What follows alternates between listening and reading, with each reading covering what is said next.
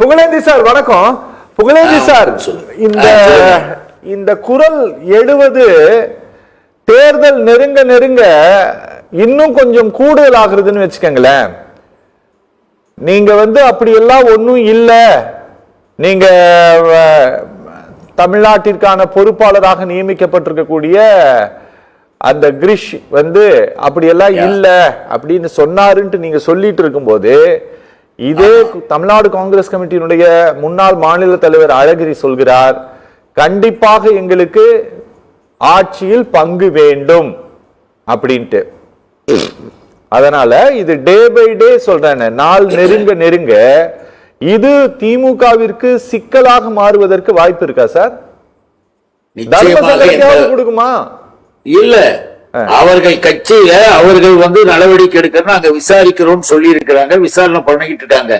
எதுக்காக சொல்றோம்னா, நிர்வாகத்தை தமிழ்நாட்டில் கூட்டணி சம்பந்தமாக பேசுவதற்கு தலைமையிலிருந்து அனுப்பப்பட்டவர்கள் அதிகாரம் இருக்கு. இங்க இருக்கிற அவர்கள் விருப்பத்துக்கு அங்கங்க பேசிக்கிட்டு ஏதாவது பேட்டி கொடுத்தா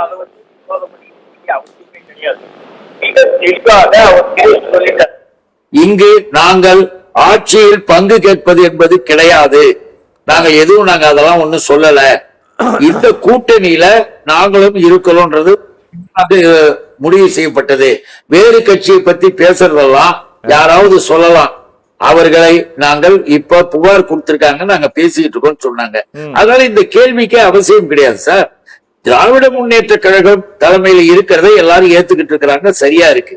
இப்ப நண்பர்கள் எல்லாம் சொல்லும் பொழுது கூட அது அப்பயே சொல்லணும்னு நினைச்சோம். இந்த அமித்ஷா போன்றவர்கள் எப்படி அலைய வைப்பாங்க, எப்படி ஓட வைப்பாங்கன்னு நீங்களும் அழகா கேட்டீங்க. இப்ப ஒரு தடவை அமித்ஷா அங்கேருந்து வராரு, அமித்ஷா அங்கேருந்து இங்க வந்துட்டு கூப்பிடு எங்க போல குருமூர்த்தி வீட்டுல உட்கார்ந்து இருக்காரு. RSS குருமூர்த்தி வீட்டுல 1 மணி நேரம் இவங்களுடைய எடப்பாடி போன்றவர்கள்லாம் இங்கேயும் அங்கேயும் தேடிக்கிட்டு வெயிட் பண்ணிக்கிட்டு இருந்தாங்க. அவர் குருமூர்த்தி வீட்டுல இருந்து RSS வீட்டுல இருந்தா வந்தாரு. எதுக்காக இதெல்லாம் சொல்றோம்னா, அவர்களுடைய பார்வையில பிஜேபி மிக தெளிவாக தங்களுடைய கொள்கை என்பது தமிழ்நாட்டுல உள்ள வந்துடணும், உள்ள எப்படியாவது எம்எல்ஏக்களாக எதிர்கட்சி அவருக்கு நல்லா தெரியுது. வரக்கூடிய ஆட்சி திராவிட முன்னேற்ற கழக தலைமையிலான ஆட்சி மீண்டும் முதல்வராக எங்களுடைய தலைவர் அண்ணன் தளபதி மு.க. ஸ்டாலின். ஆனா பிஜேபி என்ன நினைக்கிறாங்க, இவங்களெல்லாம் பயன்படுத்தி தமிழ்நாட்டின் உள்ள அசம்பிளி உள்ள ஒரு 10 பேர் 5 பேர் நாம போயிடணும், போய் உள்ள உட்கார்ந்து அரசியல் பண்ணணும், இதாங்க அவங்க ஆசை. அந்த ஆசைக்காக திட்டம் போட்டு கட்சிகளை உழைப்பது, கட்சிகளை பிரிப்பது, இவங்க கிட்ட மொத்தமா சீட்டை வாங்கிட்டு, அதனால்தான் அமித்ஷா தெளிவா பேசுறாரு புதுக்கோட்டையில இந்த கூட்டணியில அப்படின்னும் போது இவர் பெரிய சொல்லல, இவங்கதான் சொல்றாங்க எங்க தலைவர் தான் கூட்டணி கட்சியின் தலைவர், கூட்டணியின் தலைவர். சொல்ல வேண்டிய அமித்ஷா சொல்லி இருக்கணும், சொல்லல. அது தெளிவாக பதிவாயிருக்கு. அவர் என்ன சொல்றாரு, எங்களுடைய மோடி தலைமையில நாங்கள் தமிழ்நாட்டின் வளர்ச்சியை பார்ப்போம் அப்படின்னு சொல்லும் போது இவர்கள் எல்லோரையும் தமிழ்நாட்டில் இருக்கிற சின்ன சின்ன கட்சிகள், இப்ப அதிமுகவுடைய நிலைமை என்னன்னா, இன்னொரு தோழர் கூட சொன்னாங்க, இந்த பக்கம் அவங்க ஓபிஎஸ், இந்த பக்கம் சசிகலா, இந்த பக்கம் தினகரன், இதுல ஓபிஎஸ் சசிகலாவை நான் சேர்த்துக் கொள்ள மாட்டேன்னு சொன்னவரு தினகரனை சேர்த்துக்கிறதுக்கான ஒரு ஐடியாவுல சில வார்த்தைகளை சொல்லியிருக்காரு. எதுக்காக இதெல்லாம் சொல்றோம்னா, பிரிஞ்சு போயிட்டு தனித்தனியா இருக்கிறீங்க.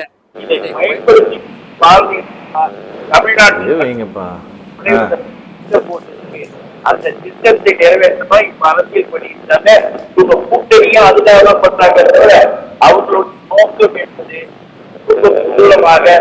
தமிழுக்கு விரோதமாக, தமிழர்களுக்கு விரோதமாக இருக்கிற பாரதிய ஜனதாவுக்கு ஓட்டு கேட்கறது என்பது மல்லாந்து படுத்துக்கிட்டு எச்சி துப்பிக்கிறதுக்கு சமம். அதை தயவு செய்து நினைச்சு பார்த்து பிஜேபியை விட்டுட்டு யாராவது வர சொல்லுங்க. எதுக்கு அமித்ஷா கிட்ட பயந்துட்டு ஓடுறீங்க? முதலில் தமிழ்நாடு சட்டமன்றத்துக்குள் கொண்டு வந்த திமுக எத்தனை முறை தங்கள் முகத்தை துப்பிக் கொண்டது என்பதை சொல்லுங்க. இப்ப நாம தெளிவா சொல்றோம். ஒரு நல்ல இல்ல நாங்க சொல்றதை கேளுங்க. இந்த கேள்வியை நான் பதில் சொல்றதை கேளுங்க. நான் முதலில் இல்ல தப்பு, அதான் தப்பு, அதான் தப்பு, இல்ல தப்பு. பிஜேபி பிஜேபியாக உள்ள வரல. முதல்ல தெரிஞ்சுக்கணும். Sir, Bharatiya Janata BJP candidate Vajpayee இருக்கின்ற போது சார், நீங்க மறுபடியும் சொல்றதை கேட்க மாட்டேங்க. இல்ல வரல நானும் 3 தடவை எம்எல்ஏ. மறுபடியும் புரியல உங்களுக்கு, ஒண்ணுமே புரியல சார். பாரதிய ஜனதா என்ற தீய சக்தி இன்னைக்கு அன்னைக்கு நல்லா தெரிஞ்சுக்க, மறுபடியும் புரிஞ்சுக்க மாட்டேன்.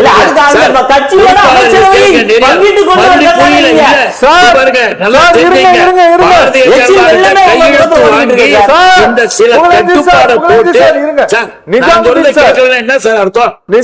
திமுக கூட இதே வாஜ்பாய் தலைமையில் இருக்கின்ற பொழுது கண்டிஷன்ஸ் விதிமுறைகளை போட்டு கையெழுத்து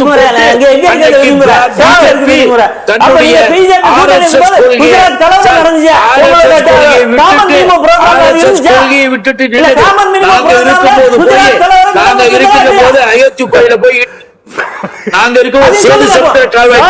நாங்க கொண்டு வரோம். நல்லா தெரிஞ்சுக்கீங்க.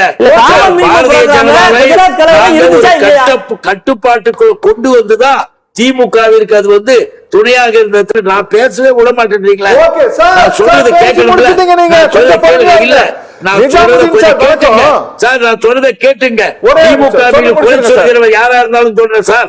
பாரதிய ஜனதாவையும் சில விதிமுறை வரையறைகளுக்குள் வைத்து கையெழுத்து போட வச்சு இன்னைக்கு இருக்கு பிஜேபி மாதிரி அன்னைக்கு இந்த வன்முறை, இந்த RSS, இந்த மத வெறியோட இருக்கிறதுலாம் அன்னைக்கு கிடையாது. எல்லாத்தையும் நிறுத்தணும்.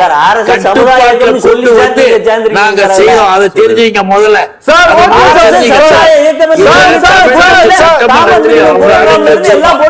எங்களால பாருங்க, எதிரிகளையும் கொள்கை விரோதிகளையும் கூட நாங்கள் அடக்கி வைத்து தமிழையும் தமிழ்நாட்டை காப்பாற்றணும்.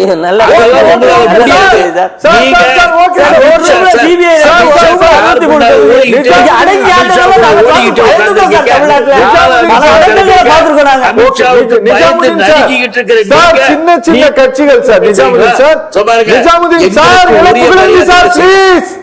இது ஃபைனலா முடிக்க வேணாமா சார்? சொல்லுங்க சார், நீங்க என்ன சார் சொல்லுங்க சார். இல்ல, என்னுடைய கருத்தாக என்ன சொன்னா, நண்பர்கள் எல்லாம் பேசுறதுனால சொல்றேன். திராவிட முன்னேற்ற கழகத்தினுடைய கட்டுப்பாட்டுக்குள்ள அன்னைக்கு பிஜேபி வச்சோம். இன்னைக்கு பிஜேபியினுடைய கட்டுப்பாட்டு அது பின்னாடி வித்தியாசம்.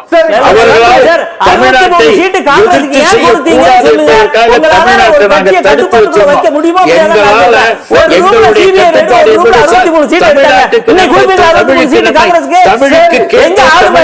கட்டுப்பாடு நாங்க விட மாட்டோம்.